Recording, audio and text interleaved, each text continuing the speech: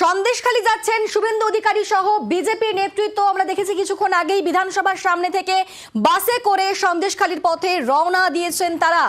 বিজেপির সন্দেশখালী যাওয়ার আগে রীতিমতো কড়া নিরাপত্তা রয়েছে, সতর্ক রয়েছে পুলিশ প্রশাসন, জারি রয়েছে 144 ধারা। তবে তার মধ্যেই বিধানসভার সামনে থেকে বাসে করে রওনা দিয়েছেন শুভেন্দু অধিকারী সহ বিজেপি নেতৃত্বরা।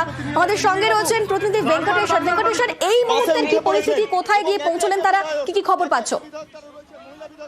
আচ্ছা, এই মুহূর্তে বিজেপি বিধায়ক এবং শুভেন্দু অধিকারী যারা সন্দেশখালী যাচ্ছেন সেই বাস কিন্তু মা ফ্লাইওভারের উপরে রয়েছে এবং সন্দেশখালীর উদ্দেশ্যেই তারা যাচ্ছেন। এবং বিধানসভা থেকে বেরোনোর সময় সেখানে পুলিশ আধিকারিকরা সেখানে 144 ধারা জারি রয়েছে সেই বিষয়টি শুভেন্দু অধিকারী জানান। কিন্তু শুভেন্দু অধিকারীরা বলেন যে তারা একেবারে আইন মেনেই তাদের যে পূর্ব পরিকল্পনা রয়েছে অর্থাৎ পূর্ব ঘোষণা রয়েছে সন্দেশখালী যাওয়ার, সেই সন্দেশখালীতে তারা যাবেন।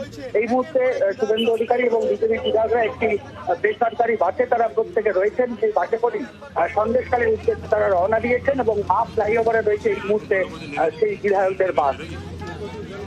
বেশ, ধন্যবাদ ভেঙ্কটেশ্বর। আমাদের নজর থাকবে শুভেন্দু অধিকারী যাচ্ছেন সন্দেশখালীতে, সঙ্গে রয়েছেন বিজেপির নেতা কর্মীরা। অবশ্যই সেই আপডেট আমরা প্রতি মুহূর্তে দেব। আর এই সন্দেশখালী ইস্যু নিয়ে উত্তপ্ত রয়েছে বিধানসভা। শুভেন্দু সহ 6 বিজেপি বিধায়ককে সাসপেন্ড করা হলো। শুভেন্দু ছাড়াও সাসপেন্ড করা হচ্ছে অগ্নিমিত্রা পল, সাসপেন্ড তাপসী মণ্ডল, শঙ্কর ঘোষ, সাসপেন্ড বঙ্কিম ঘোষ, সাসপেন্ড করা হচ্ছে মিহির গোস্বামীকেও।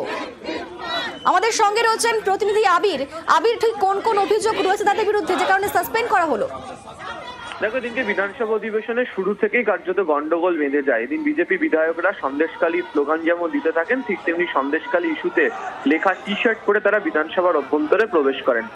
যদিও স্পিকারের তরফ থেকে এদিনকে প্রশ্নোত্তর পর্ব চলাকালীন তারা কি বলতে চান সেই সংক্রান্ত অনুমতি দেওয়া হয় বিরোধী দলনেতাকে বলার জন্য। বিরোধী দলনেতা তিনি বক্তব্য শেষ করেন এবং তারপরে তাদের তরফ থেকে দাবি করা হয় যে সন্দেশখালী ইস্যু নিয়ে আলোচনা করতে হবে এবং কেন স্বরাষ্ট্র দপ্তর সংক্রান্ত প্রশ্ন বা আলোচনা বাজেট অধিবেশনের ক্ষেত্রে থাকবে না। এবং প্রশ্ন শুনলেও তার লিপিবদ্ধ যে রাখবেন না স্পিকার, তার সেদিনকে তিনি উল্লেখ করে দেন। এরপর দেখতে পাওয়া যায় যে স্পিকার বারবার ধরে বিরোধী দলনেতাকে বলেন তার সঙ্গে যে বিধায়ক যারা রয়েছেন তাদেরকে তিনি যেন সতর্ক করেন, তাদেরকে যেন নিয়ন্ত্রণ করেন এবং যে টি শার্ট পরে রয়েছেন সেই টি শার্ট যেন তিনি খুলে ফেলেন। এই পরে বিধানসভার অধিবেশন কক্ষের মধ্যে থাকা যাবে না।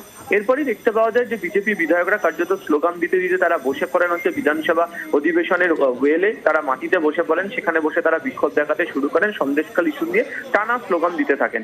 একই সময় শাসক দলের যারা বিধায়ক তাদের তরফ থেকেও স্লোগান হয় এবং বিজেপি শাসিত রাজ্যের একাধিক অবস্থার কথা দূরে তারাও স্লোগান দিতে শুরু করেন। পরিস্থিতি যেদিকে এগোতে শুরু করে তাতে ওয়েলে নেমে বিক্ষোভ করতে করতে তারা একাধিক কাগজও ছিঁড়ে ফেলেন। এরই মাঝে দেখতে পাওয়া যায় যে রাজ্যের পরিষদীয় মন্ত্রী শোভনদেব চট্টোপাধ্যায় তার তরফ থেকে মেনশন করা হয় এবং 347 এবং 348 নম্বর ধারার কথা উল্লেখ করা হয়। এরই প্রেক্ষিতে স্পিকারের তরফ থেকে ঘোষণা করা হয় যে আচরণ বিধানসভার অভ্যন্তরে অধিবেশন কক্ষের মধ্যে বিজেপি বিধায়করা দেখিয়েছেন তারই পরিপ্রেক্ষিতে শুভেন্দু অধিকারী, অগ্নিমিত্রা পাল, তাপসী মণ্ডল, শঙ্কর ঘোষ, বঙ্কিম ঘোষ এবং মিহির গোস্বামীকে অবশিষ্ট যে কদিন তার বিধানসভা অধিবেশন চলবে তাদেরকে সাসপেন্ড করার সিদ্ধান্ত নেওয়া হয়। বেশ, ধন্যবাদ আবি।